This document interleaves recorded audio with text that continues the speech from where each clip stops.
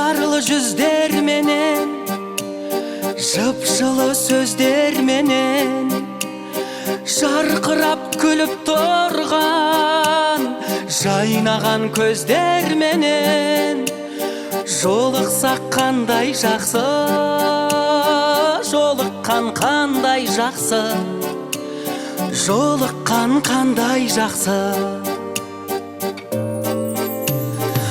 Махаббат меңдегенде, жүректер шөлдегенде, сағыныш лаулағанда, көп болып көрмегенге, көріскен қандай